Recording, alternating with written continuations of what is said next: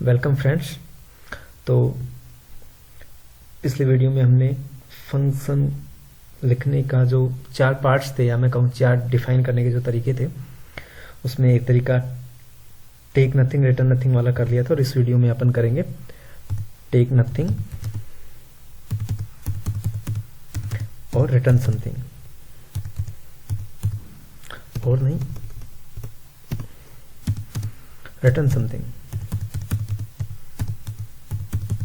Okay, यानी कि function as input कुछ नहीं लेगा, लेकिन आउटपुट में कुछ ना कुछ मतलब रिटर्न करेगा। वो एज आउटपुट नहीं, मतलब रिटर्न कुछ ना कुछ करेगा। ठीक है, तो मैं इसको कमेंट कर देता हूं ताकि ये कोड में प्रॉब्लम क्रिएट ना करे। ओके, प्री प्रोसेसर जो कमांड है वो लिख लेता हूं, जो कि एच से शुरू होती है।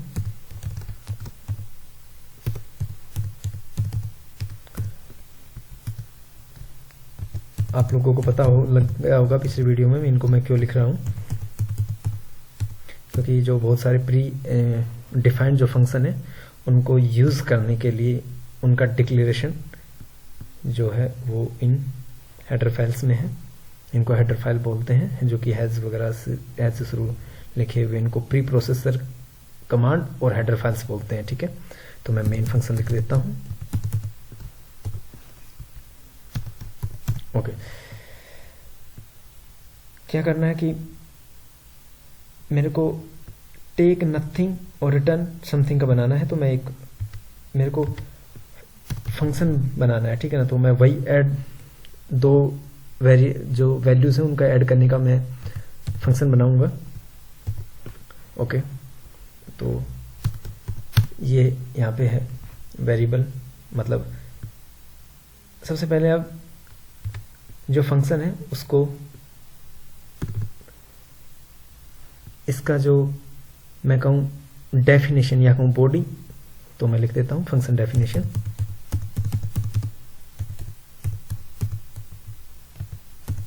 ओके, फंक्शन डेफिनेशन में आगे फंक्शन के आगे का पोर्शन होता है रिटर्न टाइप।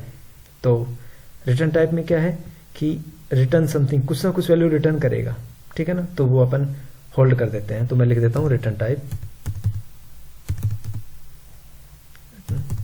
रिटर्न टाइप यहाँ पे कुछ लिखना है रिटर्न टाइप की जगह, ठीक है ना। तो कुछ ये फिलहाल याद रखने के लिए लिख देता हूं रिटर्न टाइप, यानी कि यहाँ पे कुछ ना कुछ रिटर्न टाइप लिखना है हमें। ठीक है ना, तो फंक्शन बना लेता हूं। सबसे पहले क्या होगा कि वही मैसेज प्रिंट होगा, यूजर्स इनपुट लेगा, एडिशन होगा और फिर आउटपुट मिलेगा। ठीक है ना, तो मैं कोड लिख देता हूं printf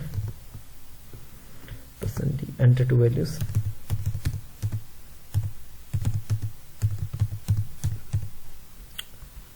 आप लोगों को अब तो पता लग गया होगा, ज्यादा एक्सप्लेन करने की नीड ना है आई होप। कुछ एरर आएंगी तो उनको बाद में देख लेंगे।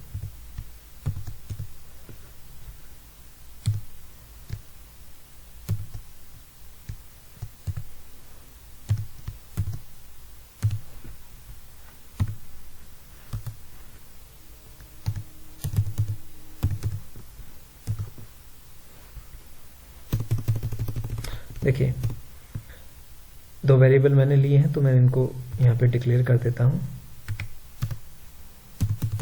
Int a coma b। ठीक है, और कोमा c एक वेरिएबल मैं लेता हूँ। ठीक है, ओके, मेरे को क्या करना है कि a और b का एडिशन करके मैं c में स्टोर करा रहा हूँ। ठीक है ना, मतलब असाइन करा रहा हूँ। ठीक है, अब मेरे को क्या करना है कि पिछले प्रोग्राम में मैं करता था यहीं पे ही मैसेज प्रिंट करा देता था कि printf लिख के, और मेरे को c की वैल्यू प्रिंट करा देता था मैं लिख के कि सम इज इक्वल ऐसा कुछ करके। ठीक है ना, लेकिन मेरे को यहाँ पे मैसेज प्रिंट नहीं करना है। ठीक है ना, मेरे को जो एडिशन आया है, यानी कि ये जो सम आया है इन दोनों वैल्यूज का, वो सी में स्टोर हो गया है। मेरे को सी की वैल्यू रिटर्न करानी है, यानी कि मैं चाहता हूं, मैंने लिखा है ना रिटर्न समथिंग, कुछ ना कुछ रिटर्न करे। तो मैं यहाँ पे लिखूंगा रिटर्न ब्रैकेट के अंदर मैं लिख देता हूँ सी, यानी कि ये सी रिटर्न करेगा। अब ये सी रिटर्न करेगा, सी का टाइप क्या है, यानी कि सी का डेटा टाइप क्या है। अगर देखा जाए तो सी का डेटा टाइप क्या है, इंटीजर टाइप का। और तो इस फंक्शन का जो रिटर्न टाइप होगा, यानी कि ये जो फंक्शन है क्या वैल्यू रिटर्न कर रहा है, सी मतलब वेरिएबल रिटर्न कर रहा है। वेरिएबल किस टाइप का, इंटीजर टाइप का, तो मैं रिटर्न टाइप में लिख दूंगा इंट। ठीक है, इंट। ओके, फंक्शन का ये वाला पोर्शन कंप्लीट हो गया है, फंक्शन डेफिनेशन हो गई है और रिटर्न टाइप लिख दिया हमने। और अब लिखते हैं फंक्शन की डिक्लेरेशन। ठीक है, फंक्शन का डिक्लेरेशन सबसे पहले उसका रिटर्न टाइप क्या है, यहाँ पे लिखा है ना इंट, तो इंट लिख देता हूँ। ओके, फिर फंक्शन का नाम ऐड लिख देता हूँ, ब्रैकेट कर देता हूँ।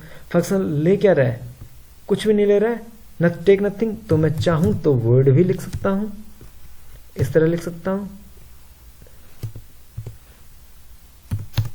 और अगर मैं चाहूं तो मैं इंट ऐड और ब्रैकेट को खाली छोड़ सकता हूं, क्योंकि वॉइड को लिखो या ना लिखो बात एक ही है। ठीक है ना, तो मैं उसमें से किसी भी एक को ओके कर लेता हूं और एक को कमेंट कर देता हूं। ठीक है, कंफ्यूज नहीं होना, ये बात एक ही है। ठीक है, क्या हो गया, अब डिक्लेरेशन हो गया है फंक्शन का।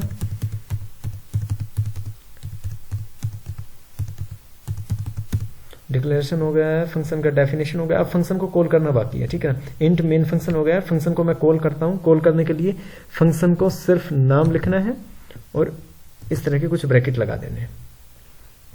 ठीक है, और सेमीकोलन। ठीक है, अब क्या हुआ है कि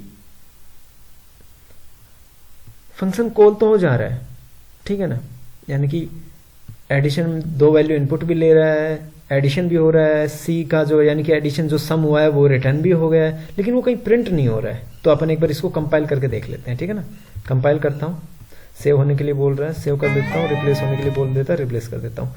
कुछ एरर आ रही है, ठीक है ना, आ रहा है स्कैनएफ, यानी कि स्कैनएफ की स्पेलिंग मिस्टेक है, वही है, स्कैन में टी लग गया है, स्कैनएफ। ओके, एक बार फिर कंपाइल करता हूँ, कोई एरर नहीं, और मैं कंपाइल एंड रन करता हूँ। देखिए मैं 2 वैल्यूज एंटर कराता हूँ, मैं 7 एंटर करा रहा हूँ और 8 एंटर करा रहा हूँ।